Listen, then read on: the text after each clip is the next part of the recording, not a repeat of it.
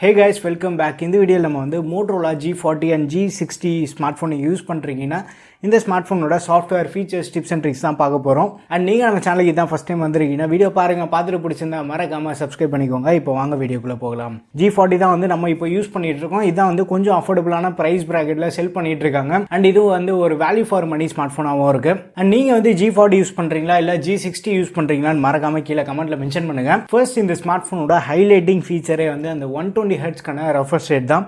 நீங்கள் வந்து 120 ஹெர்ட்ஸ் வந்து கண்டிப்பாக ஃபீல் பண்ணி பார்க்கணும். அந்த ஸ்மூத்னஸ் நான் கண்டிப்பாக எக்ஸ்பீரியன்ஸ் பண்ணணும்னு நினச்சிங்கன்னா ஃபர்ஸ்ட் வந்து செட்டிங்ஸ் ஓப்பன் பண்ணிவிடுங்க. செட்டிங்ஸில் வந்து டிஸ்பிளேன்னு ஒரு ஆப்ஷன் கொடுத்துருப்பாங்க. ஸோ இந்த டிஸ்பிளே செட்டிங்ஸ்குள்ளே போயிட்டு அட்வான்ஸ்னு ஒரு ஆப்ஷன் இருக்கும். இந்த அட்வான்ஸ் செட்டிங்ஸ்குள்ளே வந்துருங்க. டிஸ்பிளே ரெஃப்ரெஷ் ரேட் வந்து பை டிஃபால்ட்டாக இப்போ ஆட்டோவில் இருக்குது. ஆட்டோவில் வச்சோம் அப்படின்னா ஸோ கண்டென்ட்டுக்கு ஏற்ற மாதிரி வந்து ரெஃப்ரெஷ் ரேட் சேஞ்ச் ஆகிட்டு இருக்கும்.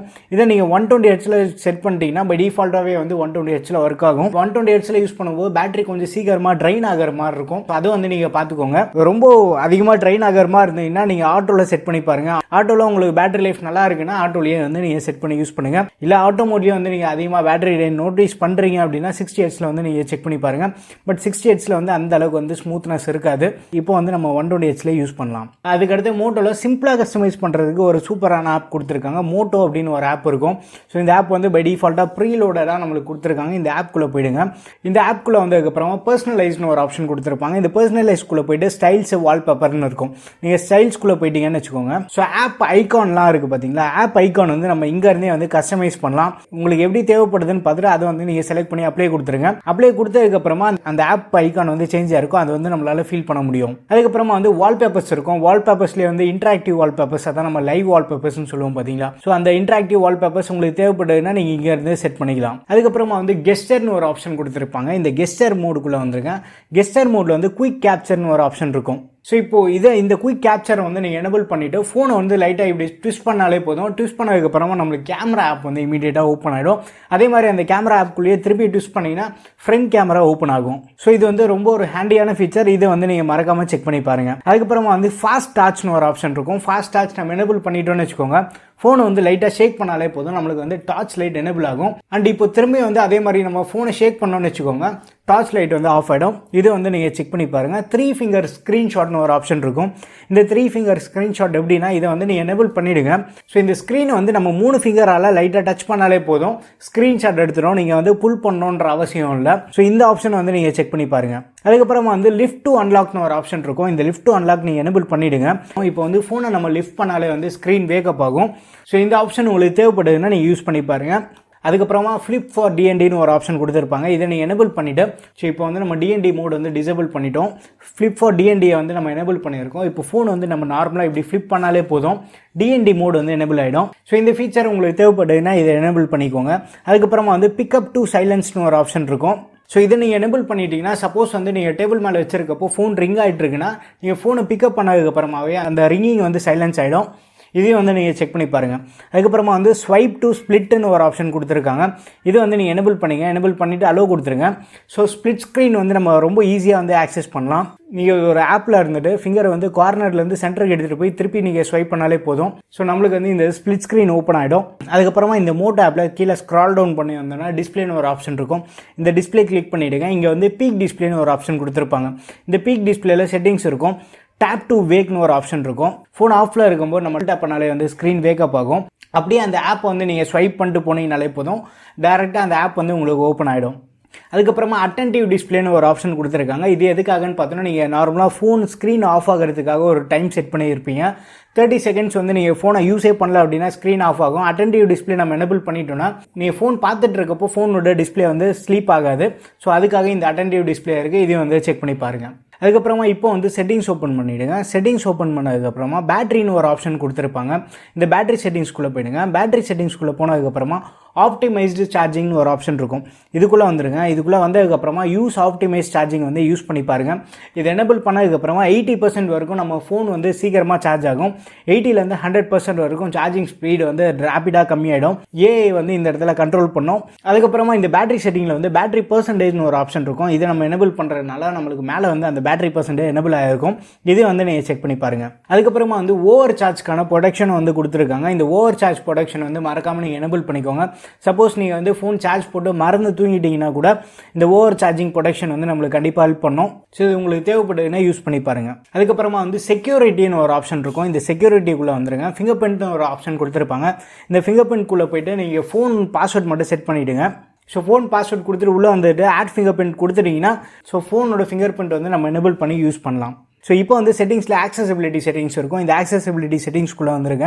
இங்கே வந்ததுக்கப்புறமா ஆக்சசிபிலிட்டி மெனுன்னு ஒரு ஆப்ஷன் கொடுத்துருப்பாங்க. இதை வந்து நீங்கள் எனேபிள் பண்ணி அலோவ் கொடுத்துருங்க. ஸோ இப்போ நம்ம கெஸ்டர் மோடில் இருக்கிறதுனால இது எப்படி ஆக்சஸ் பண்ணுறது நிறைய பேர் டவுட் இருக்கும். நீங்கள் கீழே இருந்து மேலே வந்து 2 ஃபிங்கரால் ஸ்வைப் பண்ணிட்டு வந்தீங்கன்னா ஆக்சசிபிலிட்டி மெனு வந்து நம்மளால் ஆக்சஸ் பண்ண முடியும். இந்த ஆக்சசிபிலிட்டி மெனுவில் வந்து பவர் ஆன் ஆஃப் பண்ணுறது, ரீசெண்ட் ஆப் போகிறது, வால்யூம் அப் அண்ட் டவுன் பண்ணுறது எல்லாமே வந்து நம்ம இங்கே இருந்து கண்ட்ரோல் பண்ணால் ரொம்ப ஒரு யூஸ்ஃபுல்லான ஃபீச்சர். இது வந்து நீங்கள் செக் பண்ணி பாருங்கள். அதுக்கப்புறமா வந்து பவர் பட்டன் என் கால்ஸ்னு ஒரு ஆப்ஷன் இருக்கும். இதை நீங்கள் எனேபிள் பண்ணீங்கன்னா சப்போஸ் நீங்கள் கால் பேசி முடிச்சிட்டிங்க அப்படின்னா பவர் பட்டன் பிரஸ் பண்ணாலே வந்து கால் கட் ஆகிடும். இது வந்து ரொம்ப யூஸ்ஃபுல்லான ஃபீச்சர். இதையும் செக் பண்ணி பாருங்கள். சிஸ்டம் நேவிகேஷன் ஒரு ஆப்ஷன் கொடுத்துருப்பாங்க. இந்த சிஸ்டம் நேவிகேஷனுக்குள்ளே வந்துட்டு பை டிஃபால்ட்டாக வந்து இப்போ வந்து நம்ம கெஸ்டர் மோடில் தான் யூஸ் பண்ணிட்டு இருக்கோம். கெஸ்டர் மோட் எப்படி யூஸ் பண்ணுறதுன்னு பார்த்தீங்கன்னா நார்மலாக நீங்கள் ஒரு ஆப்பில் வந்து ஹோம் வரணும்னு நினச்சிங்கன்னா மேலே ஸ்வைப் பண்ணாலே போதும், ஹோம் ஸ்க்ரீனுக்கு வந்துடும். அதுவே அந்த ஆப்பில் வந்து நீங்கள் லெஃப்ட் ஸ்வைப் பண்ணிங்கனாலும் இல்லை ரைட் ஸ்வைப் பண்ணாலுமே வந்து நம்மளுக்கு அந்த ஆப்பில் வந்து வெளியில் வந்துடும். அண்ட் நீங்கள் ரீசெண்ட் ஆப்ஸ் ஓப்பன் பண்ணணும்னு நினச்சிங்கன்னா கீழே வந்து மேலே ஸ்வைப் பண்ணிட்டு வந்தீங்கன்னா ரீசெண்ட் ஆப்ஸ் வந்து நம்ம யூஸ் பண்ணிக்கலாம். ஸோ இது வந்து நீங்கள் செக் பண்ணி பாருங்க. இல்லை இந்த கெஸ்டர் ஆப்ஷன் உங்களுக்கு பிடிக்கல, பட்டன் நேவிகேஷன் நீங்கள் யூஸ் பண்ணுற மாதிரி இருந்தீங்கன்னா 3 பட்டன் நேவிகேஷன் வந்து நீங்கள் செலக்ட் பண்ணிக்கலாம். ஸோ இப்போ நீங்கள் 3 பட்டன் நேவிகேஷனில் இருக்கும்போது ஆக்சசிபிலிட்டி மெனு ஆக்சஸ் பண்ணணும்னு நினச்சிங்கன்னா இதை எனேபிள் பண்ணிவிட்டு அலோவ் கொடுத்துருங்க. அலோவ் கொடுத்ததுக்கப்புறமா இங்கே ஒரு குட்டி பையன் வந்துடும். இந்த குட்டி பையனை ப்ரெஸ் பண்ணால் நம்மளுக்கு ஆக்சசிபிலிட்டி மெனு காட்டும். ஸோ இப்படி வந்து நம்ம ஆக்சஸ் பண்ணிக்கலாம். அதுக்கப்புறமா லைவ் கேப்ஷன் ஒரு ஆப்ஷன் கொடுத்துருப்பாங்க. லைவ் கேப்ஷன் நீங்கள் எனேபிள் பண்ணிட்டீங்கன்னா சப்போஸ் நீங்கள் வந்து யூடியூப்ல ஏதாவது ஒரு வீடியோ பார்க்குறீங்க அப்படின்னா அந்த வீடியோட சப்டைட்டில்ஸ் எல்லாமே வந்து நம்மளுக்கு கீழே ப்ளே ஆகும். அண்ட் இப்போதைக்கு வந்து இங்கிலீஷ் லாங்குவேஜ் மட்டும் தான் வந்து சப்போர்ட் ஆகிட்டு இருக்கு. மோர் லாங்குவேஜஸ் கமிங் சூன்னு போட்டிருக்காங்க. ஸோ சப்போஸ் நீங்கள் வந்து ஏதாவது ஒரு இங்கிலீஷ் வீடியோ பார்க்குற மாதிரி இருந்தீங்கன்னா சப்டைட்டில்ஸ் உங்களுக்கு தேவைப்படுது அப்படின்னா நீங்கள் இதை லைவ் கேப்ஷன் எனேபிள் பண்ணி யூஸ் பண்ணலாம். பட் இது யூஸ் பண்ணாத டைமில் வந்து டிசேபிள் பண்ணி வச்சுருங்க. பேட்டரியை வந்து கொஞ்சம் அதிகமாக கன்சியூம் பண்ணும் இது. அதுக்கப்புறமா இப்போ வந்து சிஸ்டம்குள்ளே வந்துருங்க. சிஸ்டம்குள்ளே வந்ததுக்கப்புறமா அடாப்டிவ் பர்ஃபார்மன்ஸ்னு இருக்கும். இந்த அடாப்டிவ் பர்ஃபார்மன்ஸ் வந்து மறக்காமல் எனேபிள் பண்ணி வச்சுக்கோங்க. உங்கள் யூசேஜ்க்கு ஏற்ற மாதிரி ரேம் எஃபிஷியன்சி வந்து இம்ப்ரூவ் பண்ணும். எந்த ஆப்ஸ் எல்லாமே வந்து மெமரியில் வச்சுட்டு ஆப் வந்து உங்களுக்கு குயிக்காக ஓப்பன் பண்ணணும்னு பார்த்துட்டு அதுக்கேற்ற மாதிரி ஏஐ வந்து நம்மளுக்கு இந்த இடத்துல ஹெல்ப் பண்ணும். இதை வந்து நீங்கள் மறக்காமல் செக் பண்ணி பார்த்துக்கோங்க. அதுக்கப்புறமா இன்னொரு இம்பார்ட்டன்ட் ஃபீச்சர் என்னன்னு பார்த்தோன்னா நம்ம ஹோம் ஸ்க்ரீனில் இருக்கும்போது மேலே அந்த நோட்டிஃபிகேஷன் பேனலில் கொஞ்சம் ரீச் பண்ணுறது கொஞ்சம் கஷ்டம் தானே. பெரிய டிவைஸ் இது ஈஸியாக எப்படி ரீச் பண்ணுறதுன்னு பார்த்தோன்னா ஹோம் ஸ்க்ரீனில் நம்ம மேலேருந்து கீழே ஸ்வைப் பண்ணாலே போதும் இந்த நோட்டிஃபிகேஷன் பேனல் வந்து ரீச் பண்ணலாம். இது எப்படின்னு நம்ம பார்த்தோன்னா செட்டிங்ஸ் ஓப்பன் பண்ணிக்கோங்க. செட்டிங்ஸ் ஓப்பன் பண்ணதுக்கப்புறமா சிஸ்டம் இருக்கும். சிஸ்டம்குள்ளே கெஸ்டர் ஆப்ஷன் இருக்கும். இந்த கெஸ்டர் மோடில் வந்து swipe finger print for notification இருக்கும். இதை வந்து நீங்கள் எனேபிள் பண்ணிட்டீங்கன்னா நம்ம நார்மலாக ஹோம் ஸ்க்ரீன்லேருந்து மேலேருந்து கீழே ஸ்வைப் பண்ணாலே வந்து யூஸ் பண்ணிக்கலாம். அதுக்கப்புறமா இன்னொரு இம்பார்ட்டன்ட் ஃபீச்சர் வந்து நம்ம ஃபிங்கர் பிரிண்ட் ஸ்கேனர் வந்து மேலேருந்து கீழே ஸ்வைப் பண்ணாலே வந்து நம்ம நோட்டிஃபிகேஷன் வந்து ஆக்சஸ் பண்ணிக்கலாம். ஸோ ஃபோனோட செட்டிங்ஸில் வந்து சர்ச்சில் போயிட்டு ஃபிங்கர் பிரிண்ட்னு சர்ச் பண்ணுங்கள். சர்ச் பண்ணதுக்கப்புறமா swipe finger print for notification ஒரு ஆப்ஷன் இருக்கும். இதை வந்து எனேபிள் பண்ணிவிடுங்க. இதை எனேபிள் பண்ணதுக்கப்புறமா நம்ம ஃபிங்கர் பிரிண்ட் ஸ்கேனர் வந்து மேலேருந்து கீழே ஸ்வைப் பண்ணாலே வந்து நோட்டிஃபிகேஷன் பேனல் நம்ம ஆக்சஸ் பண்ணிக்கலாம். அண்ட் அதுக்கு அடுத்த இம்பார்ட்டன்ட் ஃபீச்சர் நம்ம பார்த்தோன்னா நோட்டிஃபிகேஷன் பேனல் வந்து மேலேருந்து கீழே ஸ்வைப் பண்ணுங்கள். கீழே ஸ்வைப் பண்ணதுக்கப்புறமா ஸ்க்ரீன் ரெக்கார்ட்னு ஒரு ஆப்ஷன் இருக்கும். ஸோ இந்த ஸ்க்ரீன் ரெக்கார்டை வந்து நீங்கள் லாங் ப்ரெஸ் பண்ணுங்கள். லாங் ப்ரெஸ் பண்ணதுக்கப்புறமா ரெசல்யூஷன் வந்து நம்ம செக் பண்ணிக்கலாம். நீங்கள் ரெக்கார்ட் பண்ணக்கூடிய வீடியோவோட ரெசல்யூஷன் வந்து நம்ம இங்கே செட் பண்ணிக்கலாம். எஃபிஎஸ் கூட வந்து நம்ம செலக்ட் பண்ணிக்கலாம். இங்கே 60 எஃபிஎஸ்ல வேணால் 60 செலக்ட் பண்ணிக்கலாம். 30 வேணால் 30 செலக்ட் பண்ணிக்கலாம். ரெக்கார்ட் டச் பாயிண்ட்ஸ்னு இருக்கும். இதை செலக்ட் பண்ணிங்கன்னா ஸ்க்ரீன் ரெக்கார்ட் பண்ணும்போது நீங்கள் ஸ்க்ரீனில் டச் பண்ணும்போது அந்த டச் பாயிண்ட்ஸ் வந்து காட்டும் நம்மளுக்கு.